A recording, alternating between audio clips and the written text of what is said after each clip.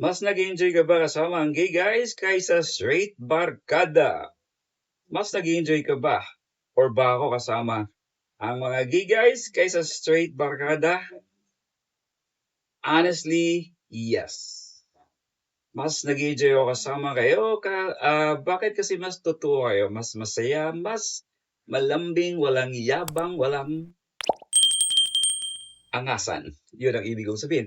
Sa straight barkada kasi minsan puro pataasan, paipalad, puro yabang, puro inuman lang. As sa inyo, pwede ako magkwento, pwede mag-joke, pwede maging soft din without any judgment. Hindi naman ibig sabihin na ayoko na sa straight na barkada ko. Love ko pa rin sila, pero iba yung saya pagkasama ko kayo. Mas free ako maging ako, kaya yes, mas mag-enjoy ako kasama kayo. Next, anong party ng body mo pinaka-pinupuri ng gay guys? Anong party daw ng body ko yung pinaka-pinupuri nyo? Marami nag-DM sa akin yan. Lagi niyang sinasabi may eyes and lips daw. Sabi niyo malagkit daw tumingin. Tapos yung lips ko inviting. Whoa! What?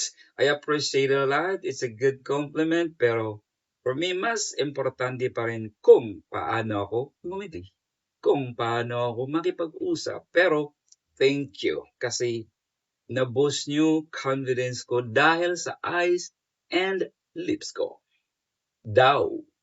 Boxers briefs or wala kapag natutulog. Honest, pag sobrang init dito sa province, lalo na sa pag brown out, minsan gusto ko press ko lang. So, ang sagot ko ay zero. Wala na akong masyadong suot, shorts lang na manipis or minsan wala talaga pang itaas.